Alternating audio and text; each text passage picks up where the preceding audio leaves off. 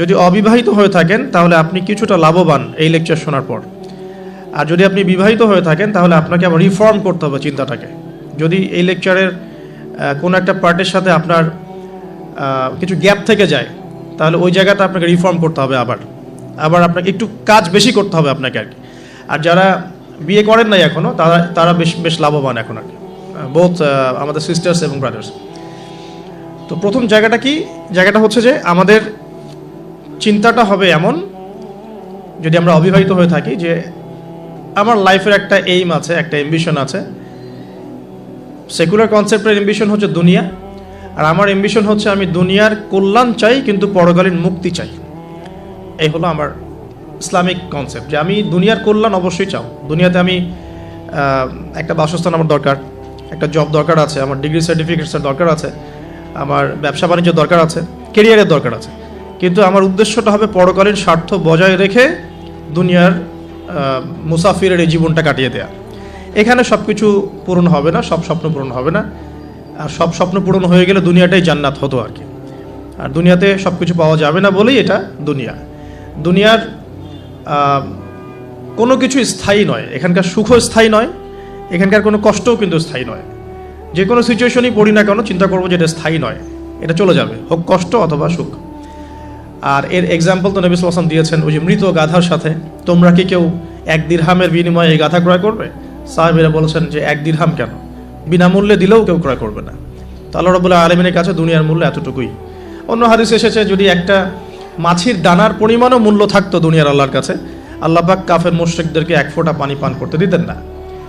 আবার আরেকটা হাদিস এসেছে আঙ্গুল চুবিয়ে দেওয়ার কথা মহাসাগরের মধ্যে, সেখানে আঙ্গুল বের করলে যতটুকু লেগে থাকে হাতে সেটা হলো দুনিয়া, বাকিটা পরকাল। সো একজন স্মার্ট মানুষ, হিউম্যান বিং বা মুসলিম, সে কখনোই দুনিয়ার স্বার্থটাকে মুখ্য করে দেখবে না।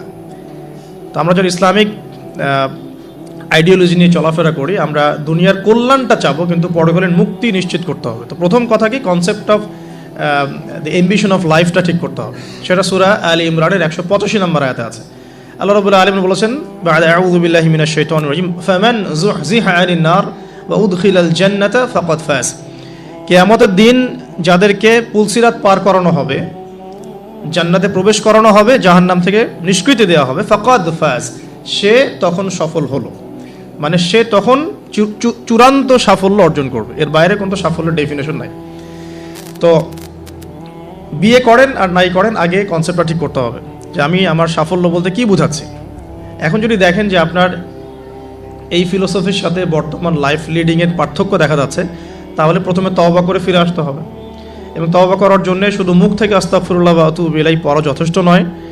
খালেসভাবে, একনিষ্ঠভাবে ওযু করে, সালাত আদায় করে, চোখের পানি ঝেড়ে দিয়ে আল্লাহ রাব্বুল আলামিনের কাছে রাতের অন্ধকারে বলতে হবে আস্তাগফিরুল্লাহাল্লাযী লা ইলাহা ইল্লা হুয়াল হাইয়ুল কাইয়্যুম ওয়া আতুবু ইলাইহি, অথবা আল্লাহুম্মা আনতা রাব্বী লা ইলাহা ইল্লা আনতা খালাকতানি আনা আবদুক ওয়া আনা আলা আহদিক ওয়া ওয়া'দিকা মাস্তাতা'তু আউযু বিকা মিন শাররি মা সানা'তু আবুউ লাক বিনি'মাতিকা আলাইয়া ওয়া আবুউ বিযানবি ফাগফিরলি ফাইন্নাহু লা ইয়াগফিরুয যুনুবা ইল্লা আনতা। এখন তো প্রোটেস্ট্যান্ট ভার্সনের যুগ, এই কারণে আধ্যাত্মিকত্ব, মাআরিফত এগুলো মানুষ খুব একটা বোঝে না। এই কারণেই আলী রাদিয়াল্লাহু আনহুর একটা কথা পড়ে আসলাম, সেটা হচ্ছে তিনি বলছেন, তাকে বলা হচ্ছে শেষ জীবনে গিয়ে যে আপনার কি কোনো কষ্ট আছে জীবনে? আপনার কি জীবনে কোনো কষ্ট আছে? কারণ তার জীবনটা কিন্তু ঈর্ষণীয় জীবন।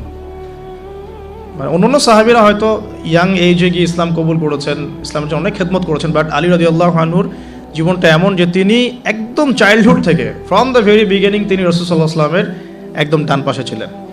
এমন কোনো ব্যাটল আপনি দেখবেন না, মানে আমি গাজওয়ার কথা বলছি, সারিয়া না, গাজওয়ার কথা বলছি, যে আলী রাদিয়াল্লাহু আনহুর পাশে নাই, এমন কোনো গাজওয়া আপনি পাচ্ছেন না।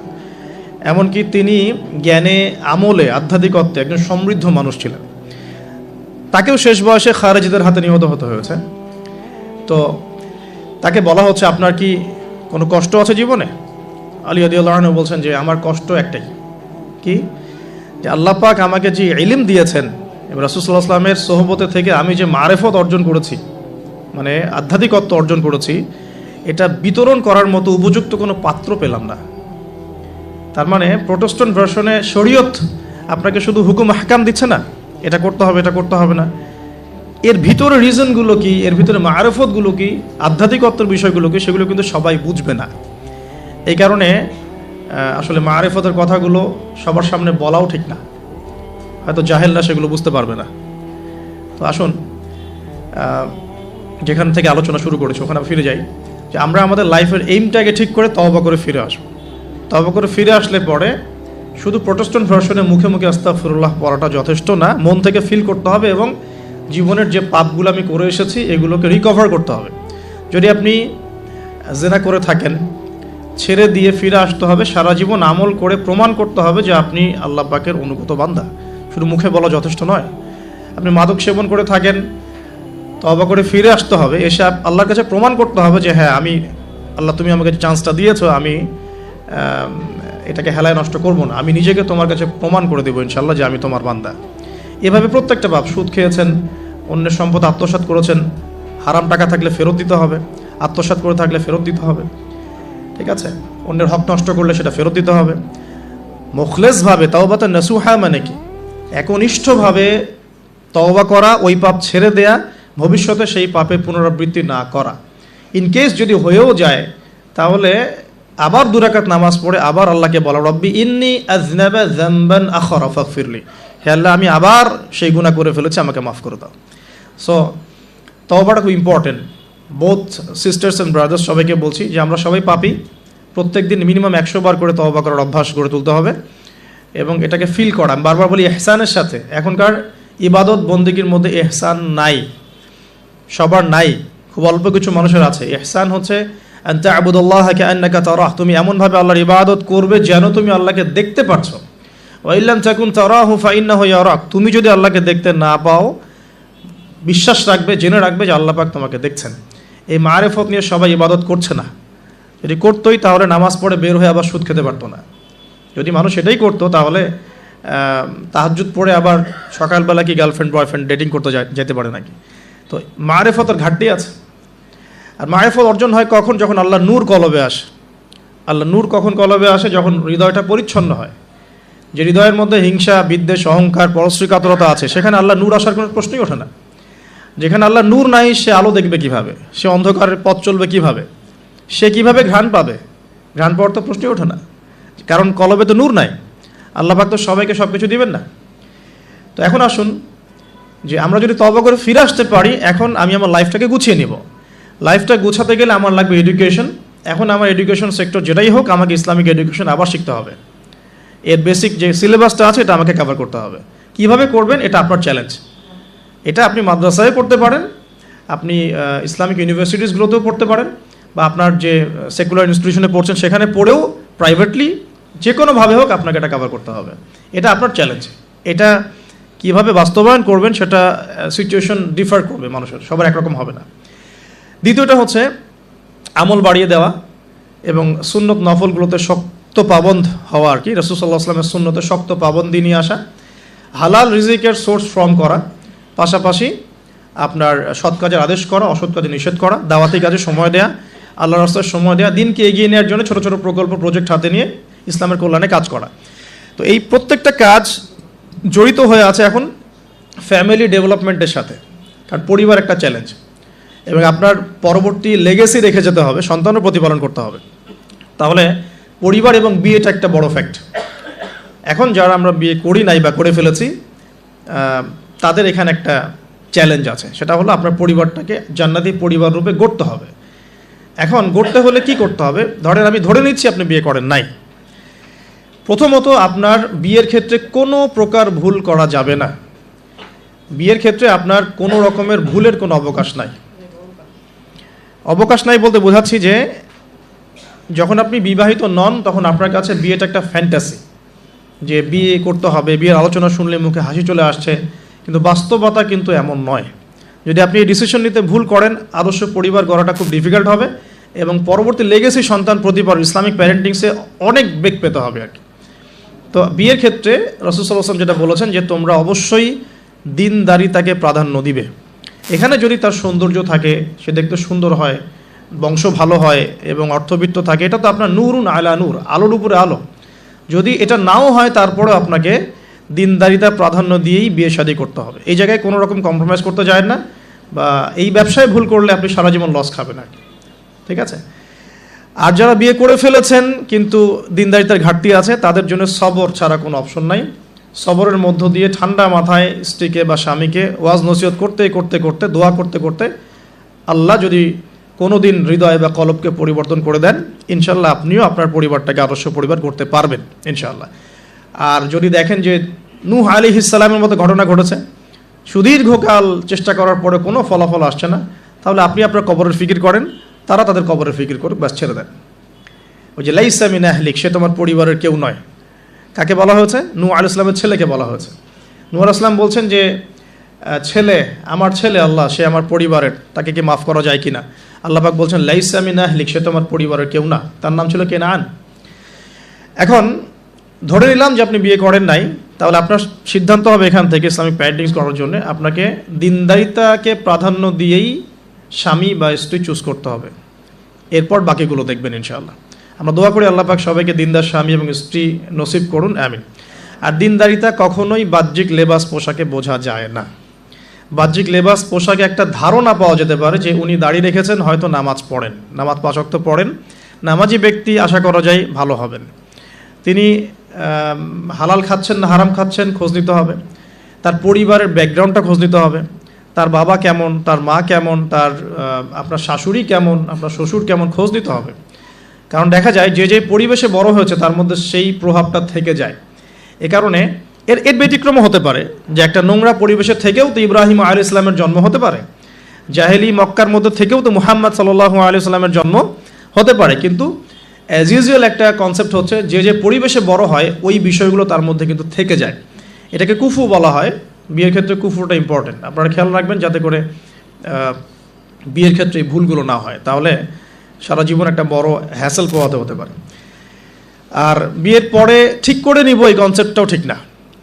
বিয়ের পরে ঠিক করে নিব এই কনসেপ্টটাতে গিয়ে অনেকে ভুল করেছে, উল্টা সে নিজেই বিভ্রান্ত হয়ে গেছে বা দাড়ি ছেটে ফেলেছে। স্ত্রীকে তো পর্দা করাতে পারেই নাই, উল্টো দাড়ি ছেটে ফেলেছে। এরপর আপনার লাইফটা শুরু হবে।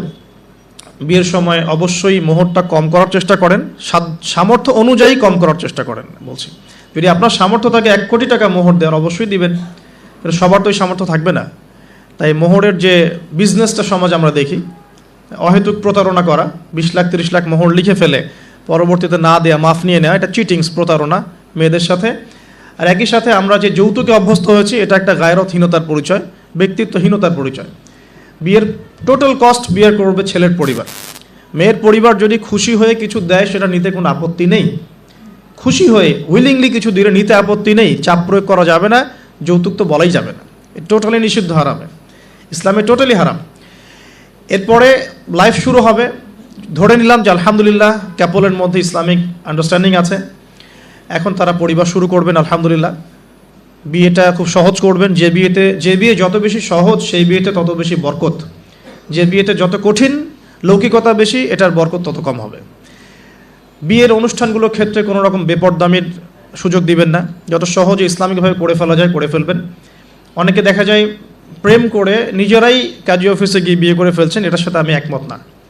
কারণ এখানে সাক্ষীর প্রয়োজন আছে, অভিভাবকের প্রয়োজন আছে, মোহরের প্রয়োজন আছে, কালিমা লা ইলাহা ইল্লাল্লাহর উপস্থিতিতে খুতবার বিয়ের প্রয়োজন আছে। তো এভাবে ম্যারেজগুলো যেগুলো হচ্ছে বেশিরভাগই আমাদেরকে জেনার দিকে নিয়ে যাচ্ছে, এবং দীর্ঘস্থায়ী জেনা, 1 দিন 2 দিন না, বছরের পর বছর থাকছেন, জেনা করতেই আছে। তো একটা পয়েন্টস মিস করেছি, একটু টাচ করে দিই, যে বিয়ের আগে নিজেদেরকে পবিত্র করে নিয়েন আর কি। যদি অপবিত্র জীবনেও থাকেন, বিয়ের আগেই নিজেকে পবিত্র করে নিয়েন। কারণ এটাই স্বাভাবিক যে একজন পবিত্র সত্তা আরেকজন পবিত্র সত্তাকে পাবে, এটাই স্বাভাবিক। অপবিত্রতার পবিত্রতা কখনো একসাথে হয় না। যদি একসাথে হয়ে যায় তখন বিশ্বযুদ্ধ লেগে যাবে আর কি। কথা বুঝতে পারছেন? নিজেকে আগে পবিত্র করে নিয়েন। আর পবিত্র করার জন্য আল্লাহর কাছে প্রমাণ করতে হবে যে আল্লাহ, আমি তোমার বান্দা বা বান্দি। যখন আল্লাহ পাক দেখবেন হ্যাঁ আপনি সত্যি অনেস্টলি মন থেকে তওবা করছেন এবং পবিত্র হওয়ার চেষ্টা করছেন, আল্লাহ পাক সুযোগ করে দেবে ইনশাআল্লাহ তাআলা। এরপর একটা কথা, যে বিয়ের আগেই পড়াশোনার যে সিলেবাসগুলো যেগুলো বললাম এটা কভার করে নিয়েন। কারণ বিয়ের পরে এটা বলা সহজ যে বিয়ের পরে করে নিব, কিন্তু বিয়ের পর রেসপন্সিবিলিটি বাড়বে, এটা করার জন্য খুব একটা বেশি সময় পাবেন না। তো বিয়ের আগেই পড়াশোনাগুলো করে ফেলার চেষ্টা করলে ভালো হয়। আর বিয়ের পর গবেষণা করবেন। বিয়ের পরে হবে গবেষণা, আর বেসিক পড়াশোনার লেভেলগুলো বিয়ের আগে শেষ করে ফেলাটা খুব ভালো। এই জন্য গভর্নমেন্টের যে বয়সগুলো দেওয়া হয়েছে ফিক্স করে, এই বয়সগুলো প্রয়োজন আছে। যদিও ইসলামে এরকম ম্যান্ডেটরি কিছু নাই, কিন্তু এই লেভেলটা প্রয়োজন আছে। বিকজ 18-21 এর আগে আমাদের পড়াশোনা সবার খুব একটা শেষ হয় না, আর ম্যাচুরিটি খুব একটা আসে না, ইকোনমিক সোর্সও তৈরি হয় না। বিয়ের আগে কমপক্ষে একটা হালাল ইকোনমিক সোর্স তৈরি করেন, তাহলে আপনার গায়রত ব্যক্তিত্ব কমে যাবে। যখন পুরুষদেরকে কারো কাছে হাত পাততে হয় তখন তাদের ব্যক্তিত্ব কমে যায়। আর পুরুষরা যখন স্বাবলম্বী থাকে, হোক সেটা মাসিক 10,000 বা 20,000-ই হোক না কেন, স্বাবলম্বী থাকলে তারা গায়রতের পরিচয় দিতে পারবে ইনশাআল্লাহ। কারণ একটা কথা আছে যে ডলার টক্স, মানে ডলার বা টাকা, মানি টক্স, মানে কথা বলে আর কি। যখন আপনি সবার মানে ডিমান্ডগুলো ফুলফিল করতে পারছেন, আপনার বোন, আপনার স্ত্রী, সন্তান, শ্বশুর শাশুড়ি, আত্মীয় স্বজন, আপনি তখন সুপার হিরো। যখন আপনি পারছেন না, আপনার মুত্তাকি, আপনার তাকওয়া, আপনার ঈমান, আপনার অন্যান্য বিষয়গুলো খুব একটা মানুষের কাছে হাইলাইটেড হয় না। কারণ মানি টক্স, মানি কথা বলে আর কি। আপনার স্ট্যাটাস ইট টক্স, এটা কথা বলে। তো এই জন্যে গায়রত বজায় রাখতে হলে আপনাকে একটা উপার্জনের সোর্স তৈরি করতে হবে।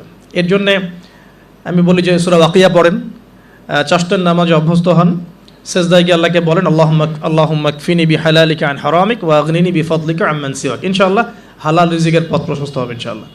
আর হারামে যায় না, কারণ পরবর্তী প্রজন্ম তখন হারামখোর হয়ে বড় হবে আর কি। আসুন সামনে যাই। এবার বিয়েটা সহজ করে ফেলেন।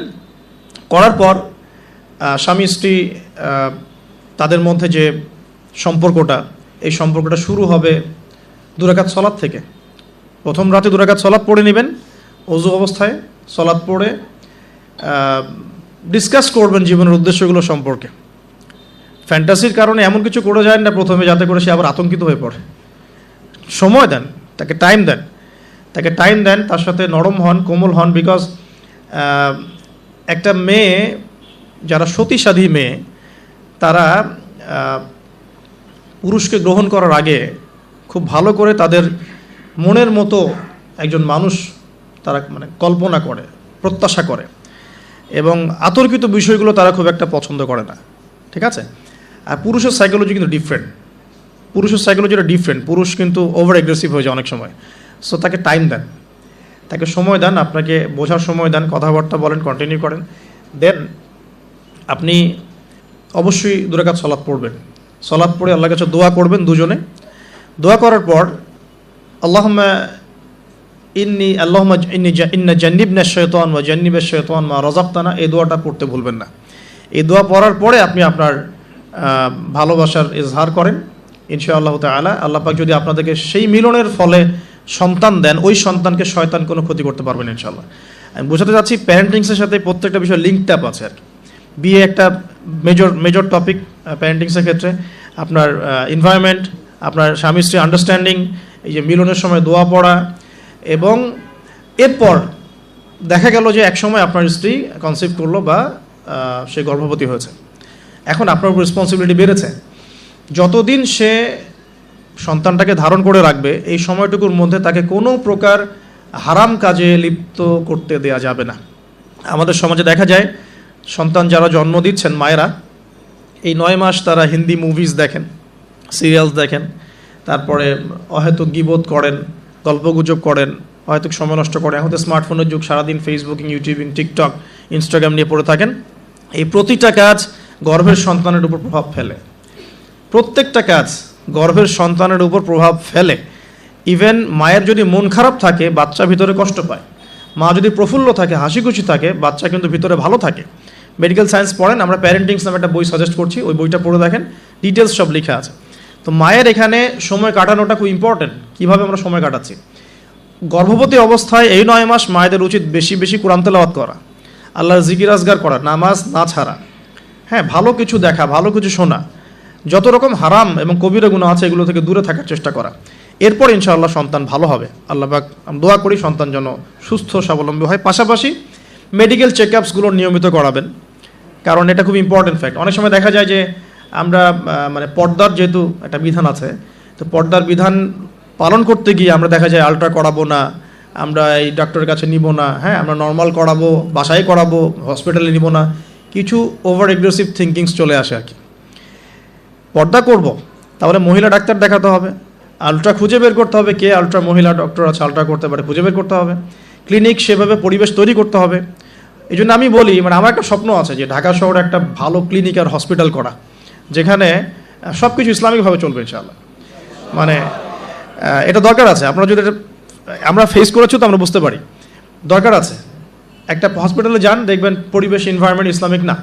আপনার স্ত্রীর অ্যানাস্থেশিয়া করছে একজন পুরুষ ডক্টর, সিজার করবে, অ্যানাস্থেশিয়ার প্রয়োজন আছে, একটা পুরুষ ডক্টর এসে অ্যানাস্থেশিয়া পুশ করছে, তখন তো পর্দা যাচ্ছে গা, পর্দা চলে গেল। যদিও বা অনেকে ফতোয়া দিতে পারেন যে এই সব জায়গায় বা এই ধরনের ক্ষেত্রে হয়তো এটা জায়েজ হতেও পারে, অনেকে ফতোয়া টানতে পারেন, কিন্তু এখানে কিন্তু এই সুযোগটা দেওয়ার ফলে কি হয়েছে যে অনেক সময় রোগীরা হ্যারাসমেন্টের শিকারও হয়েছেন, সেক্সুয়াল হ্যারাসমেন্টের শিকারও কিন্তু হয়েছে, এটাও কিন্তু বাস্তব। তো এই জন্য ইসলামিক এনভায়রনমেন্টের দরকার আছে। খুঁজে বের করতে হবে যে ইসলামিক ডক্টর কে আছেন, যিনি শরীয়ত বোঝেন, মহিলা ডক্টর কারা আছেন, অ্যানাস্থেশিয়া মহিলা কারা আছে, বা আলট্রা করতে পারে মহিলা কারা আছে, খুঁজে বের করে মেডিকেল চেক আপ নিয়মিত করতে হবে। আর নর্মাল ডেলিভারি ইসলামের বিধান ঠিকই, ইসলাম এভাবেই চলেছে, সিজার এসেছে অনেক পরে, এবং এই ব্যাপারে শেষ জামানার হাদিসও আছে, আমি একটা লেকচারে বলেছিলাম। তবে কিছু কিছু ক্ষেত্রে সিজারের প্রয়োজন হতে পারে, ডক্টররা ভালো বুঝতে পারবেন। তবে এখানে দেখা যায় সাইকোলজিক্যালি অনেক সময় ডক্টররা কি করেন, রোগীদের সাথে একটু সাইকোলজিক্যাল টর্চার শুরু করেন আর কি, ভয় দেখানোর একটা প্রবণতা দেখা যায়। পরে আমরা বলি আচ্ছা ঠিক আছে করে ফেলেন। তো এখানে একটা বিজনেস জড়িত আছে, আপনারা খুব ভালো করেই জানেন এখানে একটা বিজনেস জড়িত আছে। আর যখন একটা মায়ের একটা সিজার হয়ে যায়, পরবর্তী বাচ্চাগুলো কিন্তু নর্মাল হওয়া খুব ডিফিকাল্ট, এবং তার সারা জীবন একটা হ্যাসেল তাকে পোহাতে হয়। যাদের হয়েছে তারা জানে। তো আর নর্মাল হলে আপনি যে আমাদের আগে দাদি নানি দেখবেন 11টা বাচ্চা, আমার নানির 11টা বাচ্চা, 12টা বাচ্চা আমার নানির, আর এক নানির আমার 11টা বাচ্চা, সব নর্মাল, কোনো সমস্যা হয়নি। তারা কিন্তু ফ্রেশ খাবার খেতেন, ভালো এনভায়রনমেন্টে থাকতেন, কায়িক পরিশ্রম করতেন, তারা ফিজিক্যালি স্ট্রং ছিলেন। এখনকার মেয়েরা এমন নয়, ফিজিক্যাল স্ট্রাকচার দুর্বল, কায়িক পরিশ্রম কম, ফুড হ্যাবিট ভালো না, ঠিক আছে, ফুড হ্যাবিটটা টোটালি অন ইসলামিক, ঘুমের ঠিক নাই, খাওয়ার ঠিক নাই, হ্যাঁ, এক্সারসাইজ নাই, অনেক কিছুই নাই। দেখবেন তারা ফিজিক্যালি উইক, মেন্টালি উইক, তখন দেখা যাচ্ছে সিজারের প্রয়োজন হয়, নর্মাল ডেলিভারি করতে পারে না। তো এই জায়গায় ডিফার করবে আমাদের ক্ষেত্রে। আমরা চেষ্টা করব যে আমাদের মানে পরিবারকে ভালো খাবার খাওয়াতে, ভালো রুটিনে চলতে, এবং ভালো মেডিকেল চেক আপ করাতে, যাতে করে নর্মালি হয়। দেখবেন বাইরের বিশ্বের কান্ট্রিগুলোর মধ্যে কিন্তু খুবই কম সিজার হয়, খুব কম। কানাডায় দেখেন, আমেরিকায় দেখেন, ব্রিটেনে দেখেন, জার্মানিতে দেখেন, ফ্রান্সে দেখেন, খুবই কম সিজার হয়। যদি জটিলতা খুব বেশি দেখা যায় তখন তারা সিজার করতে চায়, এর আগে কিন্তু করতে চায় না। তাদের প্রযুক্তি অনেক ভালো, অনেক প্রযুক্তি আছে। সো আমরা কেন এই জায়গায় মানে এভাবে একটা জুলুমের শিকার হচ্ছে, এটা আমাদের ভাবা উচিত। এবং আমার মনে হয় যে ইসলামিক এনভায়রনমেন্টের এই যে আপনার মেডিকেল সেক্টরগুলো গড়ে তোলা উচিত। এখানে যাদের সামর্থ্য আছে তাদের এইসব প্রজেক্টে হাত দেওয়া যেতে পারে। আল্লাহ পাক আমাদেরকে তৌফিক দান করুন। তো এরপরে যখন সন্তান হয়ে যাবে, প্রথম কাজই দেখবেন, সন্তান হওয়ার পরেই তাকে নিয়ে হইহুল্লাহ শুরু হয়, হ্যাঁ, টানা হেঁচড়া, এটা ওইটা, কী বলবো, অপারেশন থিয়েটারে অহেতুক কথাবার্তাগুলো হয়, এই কথাগুলো সন্তানের কানে প্রবেশ করে। অথচ সুন্নাহ হচ্ছে সন্তান হয়ে গেলে তাকে নিয়ে আল্লাহর কাছে দোয়া করার পর তার কানে আল্লাহু আকবার, আশহাদু আল্লা ইলাহা ইল্লাল্লাহ, আমরা যে আজান দিই আশহাদু আন্না মুহাম্মাদুর রাসূলুল্লাহ, এটা কানের মধ্যে শোনানো, এটা একটা সুন্নাহ, গুরুত্বপূর্ণ সুন্নাহ। তারপর তাকে তাহনিক করা উচিত।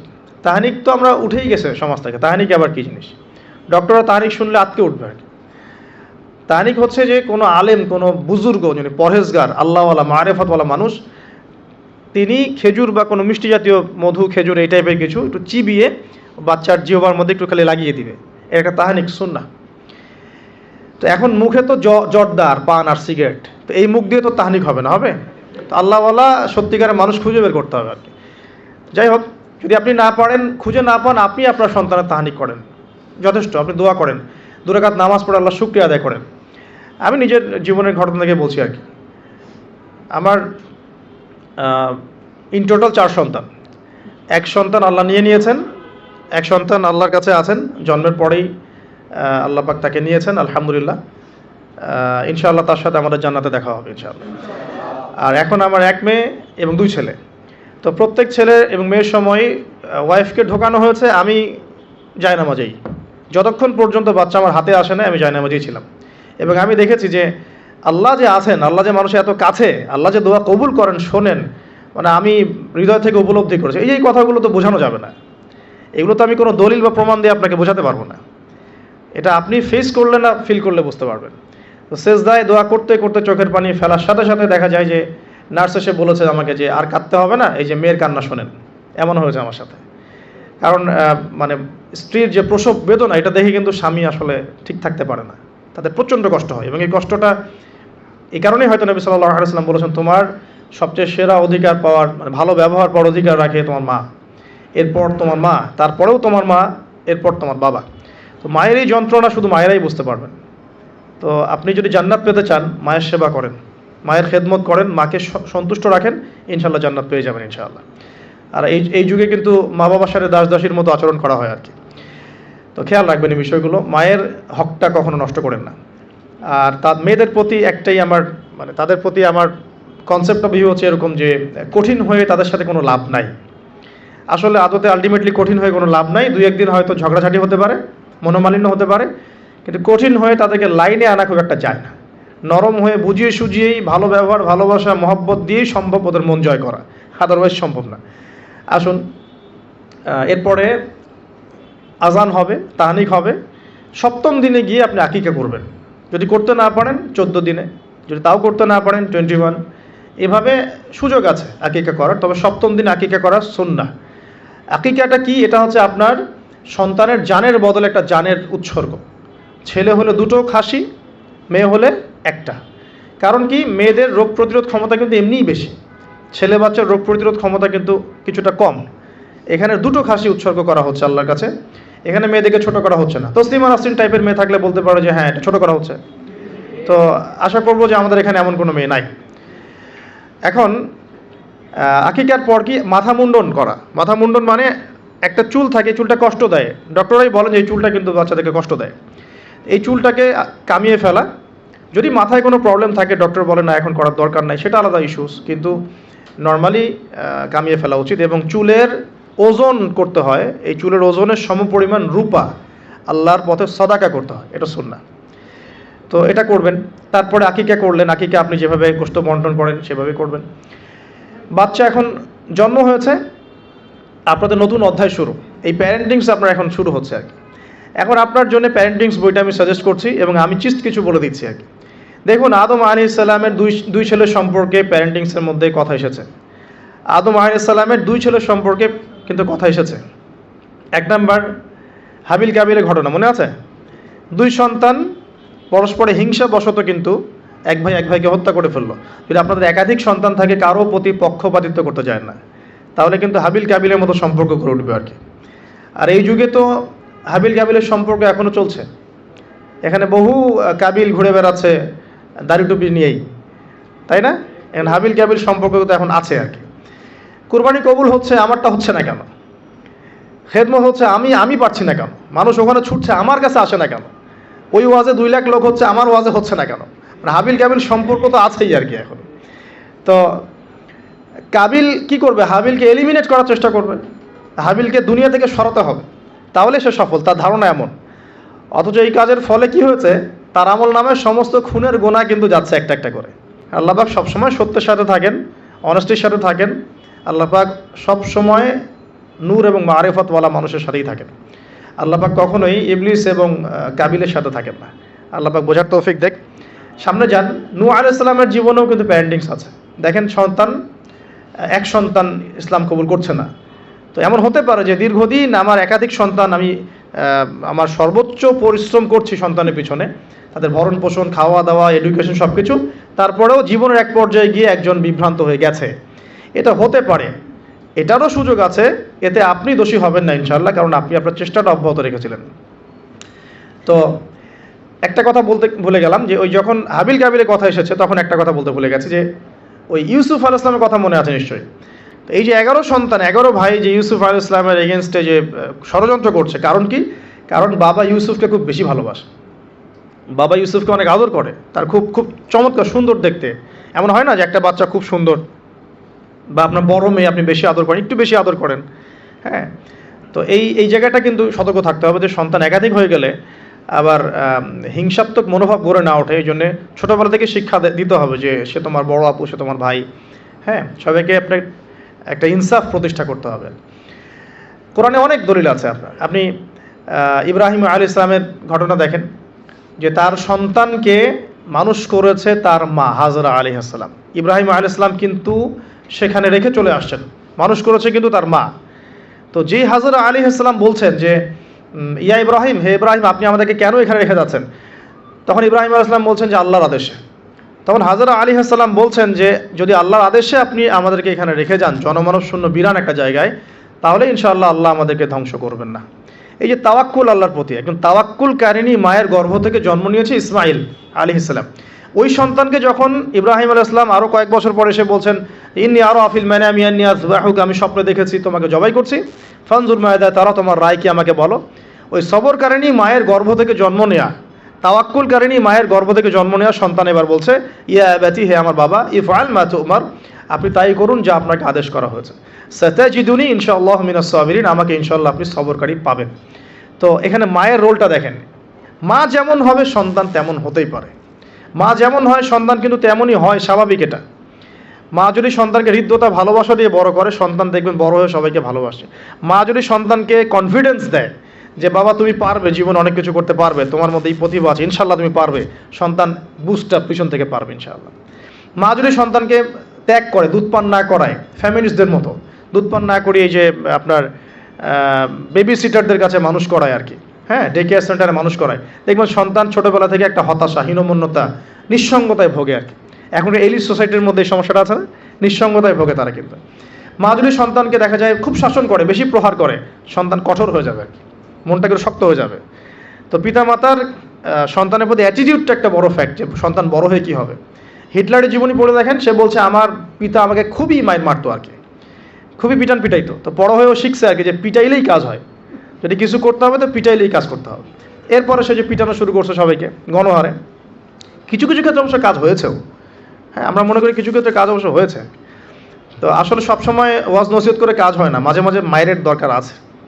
এবার আসেন সামনে, এই যে সন্তান জন্ম নিল ইসমাইল আলাইহিস সালাম হাজরা আলাইহিস সালামের গর্ভ থেকে, মা যেমন হলো সন্তান তেমন হলো কিন্তু। আর এই যে মায়ের আত্মত্যাগ দেখেন, সাফা মারওয়া সাই করা যে ঘটনা, জামজাম কূপের যে ঘটনা, এই ছেলে কুরবানির যে ঘটনা, এই ঘটনাগুলো আল্লাহর কাছে এত বেশি পছন্দ হয়েছে, দেখেন কিয়ামত পর্যন্ত হজ ওমরায় আপনি এগুলো কিন্তু করছেন, হজে করছেন। অথচ এটা কিন্তু ইব্রাহিম আলাইহিস সালামের যুগের ঘটনা, আমরা কিয়ামত পর্যন্ত এই ঘটনাগুলো ফলো করছি আর কি। আর এমন কোনো ধর্ম নাই যে ধর্মে ইব্রাহিম আলাইহিস সালামকে গালি দেওয়া হচ্ছে। জিউসরা ইব্রাহিম আলাইহিস সালামকে সম্মান করে, জানেন, খ্রিস্টান যারা তারা ইব্রাহিম আলাইহিস সালামকে সম্মান করে, তারা কিন্তু এই পরিবারটাকে সবাই সম্মান করছে আর কি।